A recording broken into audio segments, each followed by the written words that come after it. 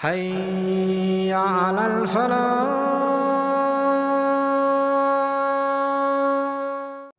This is a day when everything's changed. You know, in this dunya right now, when you do good deeds, everybody around you says this is worthless. There's no weight to it. And when they see a mountain, the first thing to their mind is, this is solid. Because their vision is that of what they can see, they accept. What they cannot see, they don't accept. But on the Day of Judgment, Allah Azza wa Jalla reverses this. And so the mountains become weightless, and your deeds are now heavy. They've been given ثَقُلَتْ مَوَازِينُ. What an amazing contrast in the surah. The thing, what will be weighed? There are different hadith and there are different texts in the Quran and Sunnah that allude to what will be weighed. Obviously, we know our deeds are going to be weighed. That's obviously there. Okay, the deed will be weighed. And we'll talk about that in more detail.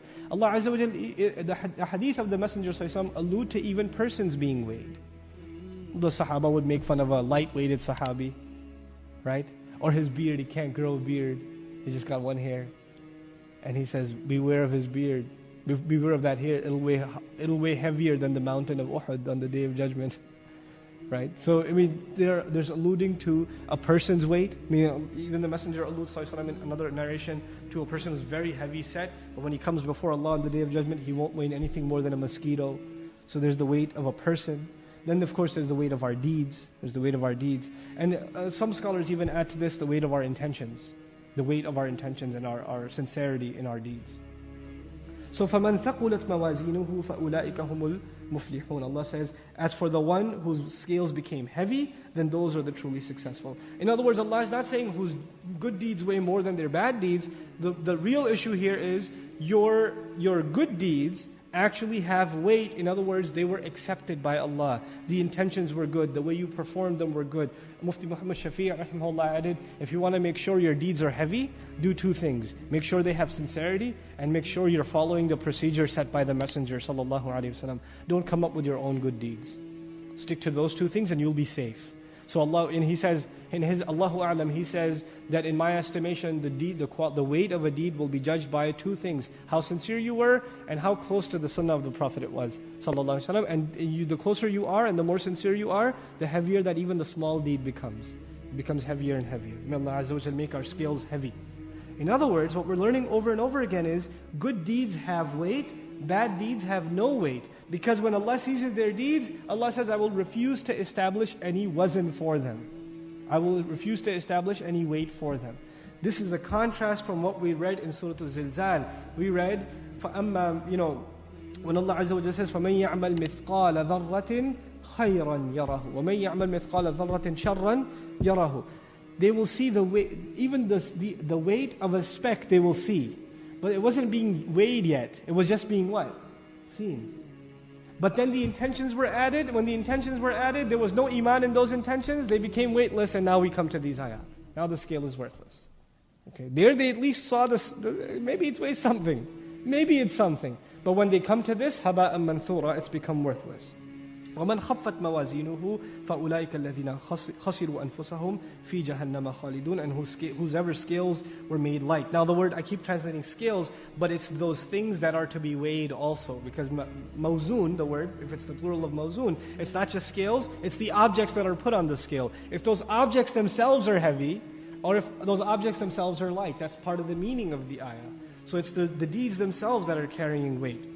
Then he says, okay, so if the deeds become heavy, فَهُوَ فِي عِيشَةٍ رَاضِيَةٍ, then he will be in isha. Now, isha is different from hayat. In the English translation, isha, hayat translated as life. Okay? Isha comes from aish in Arabic, which means to have a life in which you have no worry of food and shelter. Okay? Any life is hayat. أَخَصْ مِنْهُ Isha. There's no worry about food and shelter, meaning the necessities of your life are not a concern for you at all. Then you are in Aish. Those of you who speak Arabic, or Urdu rather, Aish kar rahe hain. Right? You know what that means? Oh, we're living it up. No worries. Right? It's kind of derived from there. But the Arabic meaning originally is exactly that. It's to have a life free of concern. This is actually the life that's described even of wild animals in the woods, because there's no shortage of shelter and there's no shortage of predators, especially. There's no shortage of prey that they can pounce upon. فَهُوَ فِي عِيشَةٍ. Then there's the word radiyah. The word radiyah literally means the one who is pleased. Literally, it means the one who is pleased.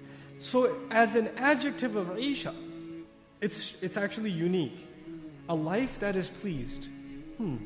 A life full of pleasure, ذَاتِ رِضًا, which is how some Mufassirun have interpreted it, is correct. A life that is full of contentment.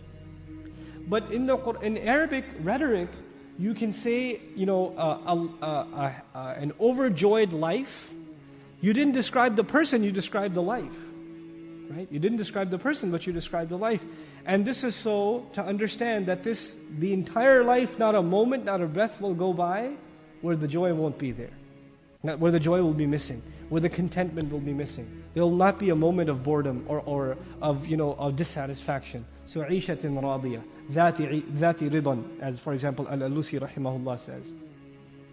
So now we come to the horrifying next ayah, وَأَمَّا مَنْ خَفَّتْ مَوَازِينُهُ. As for the ones whose scales are lightened. Takhfif in Arabic, to lighten. And you know what's really cool about this? On the Day of Judgment, we want this huge burden of good deeds, right? But in this dunya, when Allah gives us ahkam, you know what He says? يُرِيدُ اللَّهُ لِيُخَفِّفَ عَنْكُمْ. Allah intends to lighten your burden from you.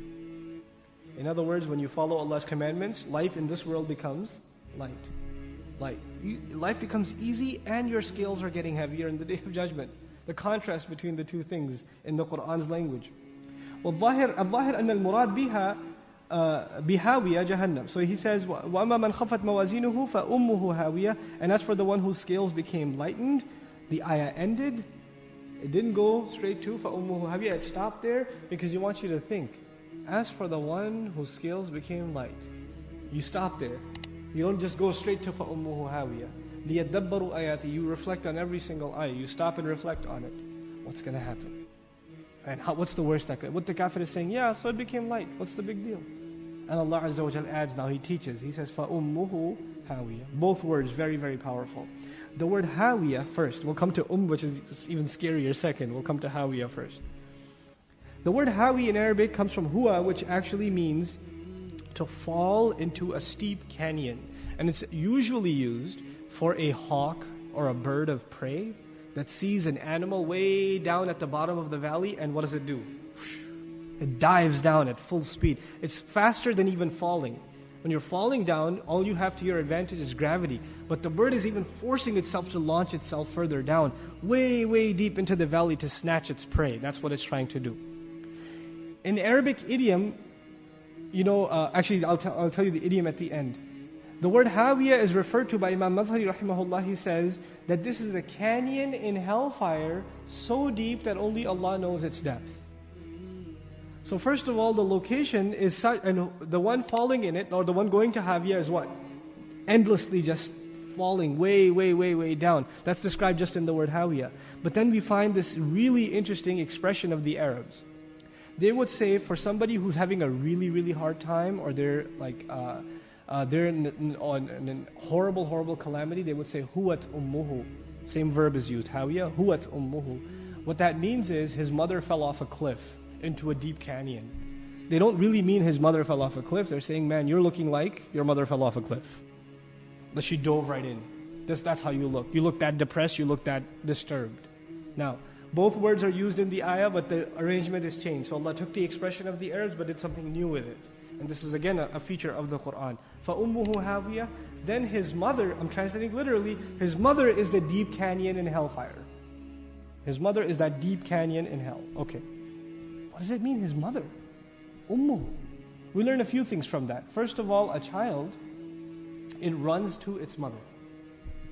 And whether you like it or not, if the person is headed for hellfire, they will run towards it whether they want to or not. Who wants to run to hellfire? Nobody. A child, you don't have to tell them to want to run to their mother. They naturally run to their mother. But on the Day of Judgment, your body will rebel against you. No matter how much you want to run away from it. وَيَصْلَى سَعِيرًا. First he will say, give me death, don't take me there. And then he'll throw himself in. He'll go himself. Jump in himself. Because he can't even help himself at this point. Just like a child can't help himself run towards its mother. The other benefit of the word ummuhu here is a mother wraps its child around and protects it and doesn't let it go. It's the sense of motherhood that she has. And also a mother, when she's carrying the baby, the child is inside and can't come out. He's inside. And you know what this implies? the mother for this person, the role of mother, the hellfire is going to hug him and not let him go, and be very protective and owning of him, not release him, and he's trapped in it like a child trapped in the womb of the mother. SubhanAllah. By the way, this is a surah about hellfire. In the end, it's about more detail about hellfire. The surah before and the surah after talks about the kind of people that deserve hellfire. It's sandwiched in between them. The surah before, إِنَّ الْإِنسَانَ لِرَبِّهِ لَكَنُودٌ. The surah after, أَلْهَاكُمُ التَّكَاثُرُ حَتَّى زُرْتُمُ الْمَقَابِرِ. Both of the groups that need to be warned. And in between the two groups, you have a surah that deals with their fate, the hellfire. أَيْ حَارَّةٌ شَدِيدَةٌ الْحَرَارَةُ. The word nar, of course, we know is fire. The word hamiyah means intense fire, something that's very, very hot and inflamed. وَهُوَ جَوَابُ الْإِسْتِفْهَامِ. It's, of course, the answer to the question, مَا هِيَ تَفْسِير لِهَاوِيَةٍ. This is a tafsir of the word hawiyah itself. نَعْتٌ لَهَا وَهُوَ مِنَ الْحِمَى. This is an adjective of fire, and it comes from the word hima, which means اشتداد الحر. It means the intensity of flame and fire. Of course, we learn from prophetic narrations of the sallallahu alaihi wasallam that the fire of hell is at least 70 times, meaning the fire we have here in the world is one of 70 parts of the fire in hell and its intensity. May Allah Azza wa Jal protect us from it. And Al-Qamus, it even says, Humiya Shams, meaning the sun's flame is called hima also. Its intensity is called hima also at that place. Not the one that reaches us, but the one that's over there is called hima also. So with that, inshallah ta'ala, we conclude. I want to just mention one or two things about the coherence of the surah and how it's tied, the beginning of it is tied to the end of it. Allah Azza wa Jal scared us in the beginning with the word al-qari'ah. He scares us more at the end with the words narun hamiyah. He opened the surah with a question and an answer. وَمَا أَدْرَاكَ مَا الْقَارِعَةُ. He closes the surah with a question and answer. وَمَا أَدْرَاكَ مَا هِيَ narun hamiyah. So the beginning is rhetorically tied to its own conclusion. Assalamu alaikum wa rahmatullah. If you enjoyed this video, please do share it with friends and family. If you want to see more videos from this series, click on the box at the top. If you want to see other videos, click on the box at the bottom. And don't forget to hit the subscribe button. Thanks.